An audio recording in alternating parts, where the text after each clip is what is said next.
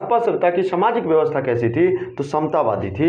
इसलिए ये पता चलता है, ये भी खुदाई से पता चलता है कि वहाँ के लोग जो थे वह एक ही जगह रहा करते थे, उच्च वर्ग हो या फिर निम्न वर्ग हो। तो इनसे ये पता चलता है कि वहाँ पे समतावादी था, सामाजिक विभाजन जरूर होगा लेकिन वहाँ पे किसी भी तरह का भेदभाव नहीं देखने को मिला था। ठीक है, तो ये क्वेश्चन। दूसरा क्वेश्चन था आपका कि हड़प्पा सभ्यता के समय किसकी पूजा होती थी, तो आप कहोगे पशुपति, ठीक है, शिव जिसको कहा जाता है आधुनिक समय में। क्योंकि ये इसलिए पता चलता है क्योंकि मोहनजोदड़ो में जो खुदाई से कुछ मुद्रा प्राप्ति हुई और मुद्रा पे जो छाप था वह पशुपति का था। इस वजह से वहाँ से ये पता चलता है कि इन लोगों के धार्मिक जीवन में एक खास महत्व था इनके प्रति पशुपति का।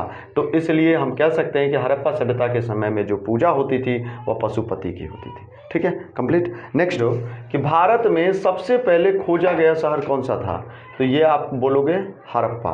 और हड़प्पा शहर की जो खोज किए थे उनका नाम क्या था, दयाराम सहनी। ठीक है, सहनी।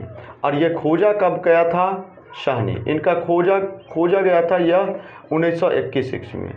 और 1921 ईस्वी से लेकर के लगभग 2000 ईस्वी तक जो खोजा गया शहर है वो बहुत सारे खोजा गया शहर है, जिसमें से 7 शहरों को महानगर का दर्जा दिया गया है, जो महानगर के रूप में माना जाता है।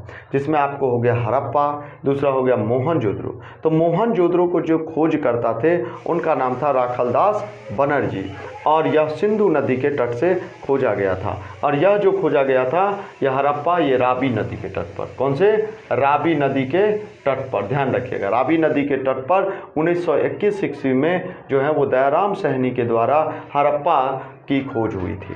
मोहनजोदड़ो की खोज राखलदास बनर्जी के द्वारा हुआ था और यह सिंधु नदी के तट पर। उसके बाद चंद्रहुदरो, ये MG मजुमदार के द्वारा।